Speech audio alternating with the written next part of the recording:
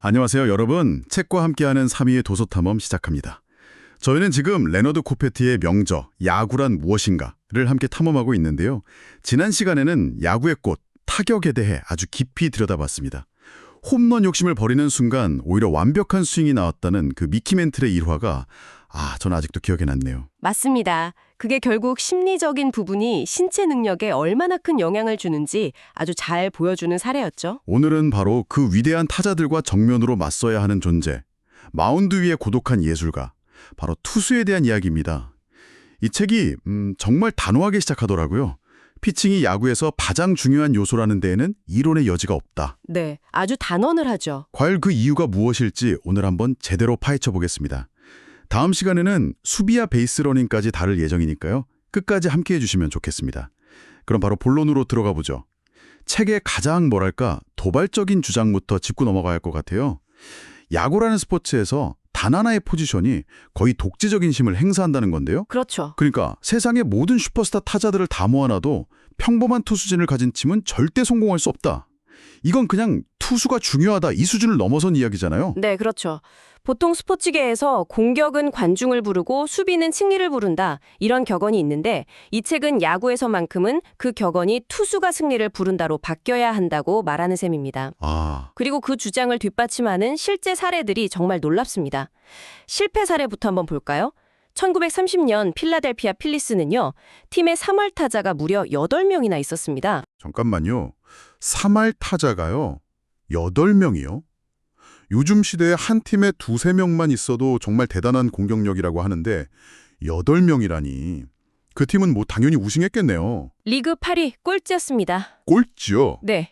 또 1947년 뉴욕 자이언츠는 한 시즌 팀 최다 홈런 기록을 세웠는데도 4위에 머물렀어요. 이런 사례들이 뭘 보여주냐면 아무리 엔진이 강력해도 브레이크나 조향장치가 고장나 있으면 소용이 없다는 거죠. 마운드가 못 버텨주면 그 막강한 공격력이 다 허무해진다는 겁니다. 이야, 정말 충격적인 사례네요. 그럼 반대로 공격력은 좀 약한데 오직 투수력 하나만으로 성공한 사례도 있습니까? 물론이죠. 책에서 아주 강조하는 팀이 바로 1960년대의 로스앤젤레스 다저스입니다. 당시 다저스는 리그 평균에도 못 미치는 공격력으로 여러 번이나 리그 우승을 차지했거든요. 1988년 다저스도 그랬고요. 바로 이 지점에서 당시 다저스를 이끌었던 명장 월터 엘스턴 감독의 말이 이 모든 상황을 아주 명쾌하게 설명해 줍니다. 안정된 투수진이 있으면 실점이 적어서 아무리 뒤져도 이길 기회를 잡을 수 있다. 하지만 우리 투수진이 많은 점수를 져버리면 게임 초반에 이미 패색이 짙어진다. 그 말이 정말 와닿네요. 결국 투수는 그냥 승패를 좌우하는 걸 넘어서 승리할 수 있는 기회 자체를 만들어내는 존재다. 이런 뜻이군요. 1점 따라가는 경기랑 10점 따라가는 경기는 완전히 다른 스포츠니까요. 한 명의 선수가 경기에 이렇게까지 절대적인 영향을 미친다면 그 힘은 단순히 공을 빠르게 또 정확하게 던지는 육체적인 능력에서만 나오진 않을 겁니다. 분명 정신적인 영역이 중요할 텐데요. 책에서도 투수의 생각을 엄청나게 강조하더라고요. 바로 그게 이 책이 피칭을 분석하는 핵심입니다. 마운드 위의 18.44m는 뭐랄까 거대한 체스판과 같다고 보는 거죠. 책에서는 투수가 계속해서 생각해야 할 4가지 핵심 요소를 제시합니다. 첫째는 아주 근본적인 건데 타자의 의표를 찌르는 것입니다. 그러니까 단순히 좋은 공을 던지는 게 아니라 타자가 예상하지 못한 공을 던지는 게 중요하다는 의미인가요? 순수한 심리전이네요. 정확합니다. 타자는 자기가 치고 싶은 공을 기다리고 투수는 타자가 치기 싫은 공을 던져야 한다는 그 기본적인 대결 구도죠.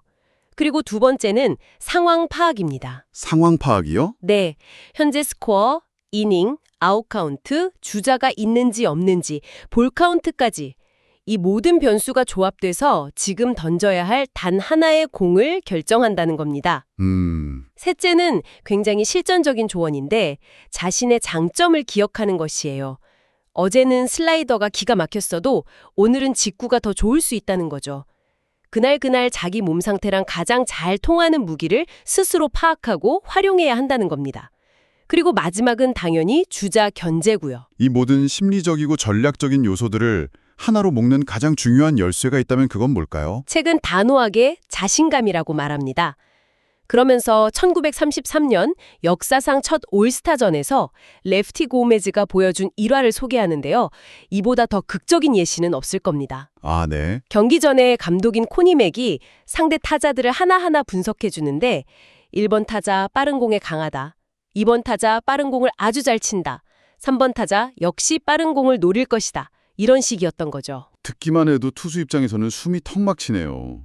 특히 주무기가 빠른 공밖에 없었던 고메즈 선수한테는 거의 뭐 사형 선고나 다름없었을 텐데요. 바로 그 순간 고메즈가 감독에게 농담을 던집니다. 감독님, 그렇다면 다른 투수를 내보내시는 게 낫겠습니다. 모두가 웃었지만 그건 그냥 농담이 아니었어요. 내 빠른 공은 저들이 잘 친다고 알려진 그 어떤 빠른 공과도 다르다는 절대적인 확신을 보여준 겁니다. 그리고 결과는 어땠을까요? 어땠나요? 마운드에 올라가서 자신의 그 자신감 넘치는 직구로 타자들을 압도하면서 3이닝은 무실점으로 막고 역사적인 첫 올스타전의 승리 투수가 됩니다. 기술이나 분석을 뛰어넘는 그 자신에 대한 믿음이 얼마나 강력한 무기인지를 보여주는 전설적인 일화죠. 그 정도의 자신감이라니. 그럼 그 자신감의 근원이 되는 공, 그러니까 투수의 무기 자체에 대해서도 궁금해지네요. 책에서는 여러 구질을 설명하지만 특히 압도적인 직구를 최고의 무기로 꼽더라고요. 네. 월타 존슨, 밥 펠러, 놀랄 라이언, 이름만 들어도 가슴이 웅장해지는 그런 전설적인 강속구 투수들이 바로 그 증거죠. 이와 관련해서 1986년 올스타전에서 있었던 로저 클레멘스와 드와이트 구든의 일화는 이야, 정말 소설 같습니다. 아, 저도 이 부분 읽으면서 정말 소름이 돋았습니다. 당시 양대 리그를 대표하는 정말 불을 뿜는 강속구를 던지던 두 투수가 맞대결을 펼쳤죠. 그런데 투수인 클레멘스가 타석에 들어서서 상대 투수 구든의 공을 본 거예요. 맞습니다. 헛스윙을 한 뒤에 포수 게리 카터를 돌아보면서 이렇게 물었다고 합니다. 방금 저 친구가 던진 공 내가 던지는 것만큼 빠릅니까? 와, 카터가 당연하지 라고 답하자 클레멘스는 속으로 이런 생각을 했답니다. 저렇게 빠른 공은 인간이 도저히 쳐낼 수 없다. 잠깐만요. 이건 정말 대단한데요. 그는 지금 타석에서 공을 치려고 하는 게 아니에요. 상대의 경이로운 능력을 보면서 자기 자신의 능력을 다시 확인하고 있는 거잖아요. 저 친구 공을 칠 수 없다면 내 공도 아무도 칠 수 없다는 확신을 얻는 순간이었군요. 바로 그겁니다. 자신의 가장 강력한 무기에 대한 절대적인 믿음을 역설적이게도 가장 강력한 라이벌의 공을 통해서 얻은 심이죠. 이 경험 이후에 클레멘스는 더더욱 자신의 직구를 믿고 경기를 지배하게 됐다고 합니다. 자신의 무기를 이론이 아니라 타석에서의 체험으로 깨달았다는 점이 정말 흥미롭네요.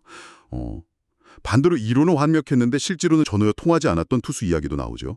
공학기사 출신이었던 제이 후크 말입니다. 네, 이 책의 백미 중 하나죠. 제이 후크는 커브가 어떻게 휘는지 그 물리적인 원리를 도표와 공식으로 설명하는 논문을 신문에 기고할 정도로 아주 해박했어요. 누구보다 커브의 이론을 잘 알았던 사람이죠. 결과는 처참했고요. 네, 그가 던진 그 완벽한 이론의 커브는 130m짜리 대형 홈런이 돼서 날아가기 일쑤였습니다. 이걸 본 기자들이 당시 유행하던 노래를 개사해서 커브 궤적은 알면 뭐하나 홈런만 펑펑 맞는데 라면서 그를 놀렸다는 대목이 나옵니다. 하하하. 이 책이 끊임없이 말하는 야구는 과학인 동시에 예술이다 라는 주제를 이것보다 더 유쾌하고 명확하게 보여주는 일화는 없을 겁니다. 이런 마운드 위의 예술가라는 개념은 정말 낭만적으로 들립니다. 하지만 현대 야구를 보면 투수 한 명이 9이닝 전체를 지배하는 모습은 거의 사라졌잖아요. 철저한 분업화, 시스템의 시대가 되었죠. 책에서도 이 변화를 매우 중요하게 다루는데요. 특히 오늘날 당연하게 여겨지는 5인 선발 로테이션이 왜 정착되었는지를 설명합니다. 감독들은 이 시스템이 투수들의 어깨를 보호하고 시즌 전체를 안정적으로 운영하면서 장기적으로는 선수 생명까지 연장시킨다고 확신한다는 겁니다. 한 명의 에이스에게 모든 걸 맡기는 낭만보다는 시스템을 통한 안정을 택한 거군요. 그렇죠. 그리고 그 시스템의 정점에 있는 존재가 바로 마무리 투수입니다. 책에서는 이들을 아주 특별한 인종처럼 묘사를 하더라고요. 특별한 인중이요? 네, 주로 경기 막판, 주자가 있는 최대 위기 상황에 등판하기 때문에 극도의 압박감을 오히려 즐기는 저돌적인 성격의 소유자가 많다고 분석합니다. 이들의 임무는 단순히 아웃카운트를 잡는 게 아니에요. 뜬공 하나만 잘못 맞아도 동점이나 역전이 되는 상황이 많잖아요. 아, 그렇죠. 그래서 삼진이나 땅볼 유도를 통해서 아예 주자가 홈으로 들어올 가능성 자체를 차단하는 것. 그게 최고의 미덕으로 여겨지죠. 여기서 또 한 가지 흥미로운 지적을 합니다. 투수에게 휴식은 필수적이지만 너무 많은 휴식은 오히려 독이 될 수 있다. 이 점은 좀 의외였어요. 저도 그 부분이 굉장히 인상 깊었습니다.